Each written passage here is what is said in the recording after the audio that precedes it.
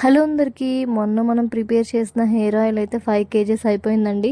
మళ్ళీ ఫ్రెష్గా ప్రిపేర్ చేస్తున్నాము. మీకు కూడా కావాలి అనుకుంటే పైన వాట్సాప్ నెంబర్కి మెసేజ్ చేసి ఆర్డర్ చేయండి. మనం చేసే హెయిర్ ఆయిల్లో టోటల్గా 38 ఇంగ్రీడియంట్స్ వేసి నేను ఈ హెయిర్ ఆయిల్ని ప్రిపేర్ చేస్తాను.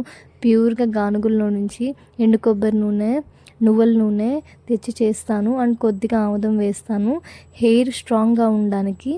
అండ్ ఇవన్నీ వేసి గుంటగలగరాకు, దాసాన పువ్వు, దాసానాకు, మారేడాకు, మారేడు గుజ్జు, వేపాకు, గోరింటాకు, తులసి, ఆవారం పువ్వు, రోజ్ పెటల్సు, ఇలాగే వాము, వస, అవిసె గింజలు, ఆవాలు, పట్ట, మొగ్గ, వెల్లుల్లిపాయలు, వట్టివేరు, ఇలా టోటల్గా మనం 38 ఇంగ్రీడియంట్స్తో ప్యూర్గా ఈ హెయిర్ ఆయిల్ని ప్రిపేర్ చేస్తున్నాము. మీకు కూడా కావాలి అనుకుంటే పైన వాట్సాప్ నెంబర్కి మెసేజ్ చేసి ఆర్డర్ చేయండి.